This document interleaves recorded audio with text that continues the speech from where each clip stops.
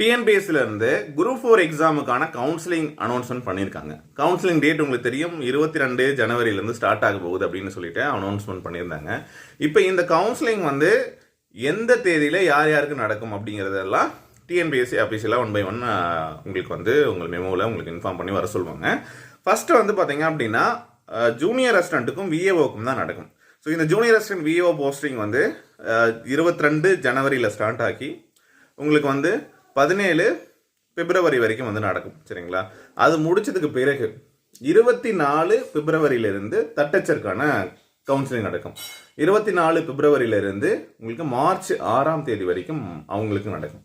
அப்புறம் மார்ச் 10 இருந்து மார்ச் 12 வரைக்கும் உங்களுக்கு சுருக்கெழுத்து தட்டச்சருக்கான கவுன்சிலிங் வந்து நடக்கும். ஸோ இதுதான் வந்து ப்ராசஸ். இப்போ என்ன சொல்லியிருக்காங்க அப்படின்னா, ஏற்கனவே கவுன்சிலிங் வந்து ஒருத்தவங்க ஒரு போஸ்ட்டை சூஸ் பண்ணதுக்கப்புறம் வேறு போஸ்ட் வந்து சூஸ் பண்ண முடியாது அப்படிங்கிறதெல்லாம் ஏற்கனவே நம்ம இந்த வீடியோஸில் வந்து கொடுத்துருந்தோம். ஸோ தெளிவாக வந்து பாருங்கள். அதே மாதிரி கவுன்சிலிங் கூப்பிட்ட எல்லாத்துக்குமே வந்து ஜாப் கொடுப்பாங்களா அப்படின்னு ஒரு கேள்வி கேட்டுருங்க. ஒரு 15,000 பேருக்கு வந்து கவுன்சிலிங் வந்து கூப்பிட்டுருப்பாங்க.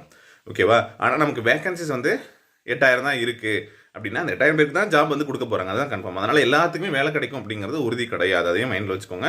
ஸோ உங்களுக்கு தெரியும் நம்ம டாப் ரேங்க் என்ன எடுத்திருக்கோம், என்ன ரேங்க்கில் நம்ம வந்து என்ன டேட்டில் வந்து கவுன்சிலிங் போகிறோம் அப்படிங்கிறது எல்லாமே தெரியும்.